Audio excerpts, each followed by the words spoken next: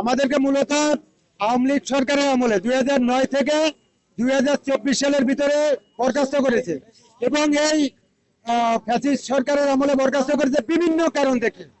এক একজনকে এক একটা কারণ, কাউকে চাকরির আগে বিয়ে দেখিয়ে, কেউ কাউকে ফেসবুকে কমেন্ট দেখে, কেউ ছুটিতে গেছে পারিবারিক কারণে একদিন অতিরিক্ত ছুটি কাটছে তাকে এটা দিছে, কেউ আওয়ামী লীগ সরকারের বিরুদ্ধে একটা কমেন্ট দিছে এটা, কেউ এসপির বিরুদ্ধে কিংবা তৎকালীন আইজির বিরুদ্ধে কমেন্ট দিছে এটা, কেউ রোল কলে দ্বারা কিংবা ডিপার্টমেন্টের ভিতরে একটা কথা বলেছে যে অমুকে এটা অন্যায় করছে, তোমাকে এটা এই সরকার বিরোধী কথা বলছে, তাকে বরখাস্ত করছে। আর যে কাহিনীগুলো সাজাইছে তারা চাকরিচ্যুত করার জন্য, এটা হচ্ছে সম্পূর্ণ কাল্পনিক। আপনারা জানেন থানায় যে একজনের নামে মামলা করলে সামান্য ঘটনা ঘটলে বিশাল বড় ঘটনা ঘটে লেখে মিথ্যা কাহিনীতে মামলা করে, ঠিক আমাদের চাকরিচ্যুতর কাহিনীগুলো এরকম। তিল পরিমাণ হয়েছে, তারা তাল পরিমাণ লেখে চাকরিচ্যুত করেছে, মূল কাহিনী এটা।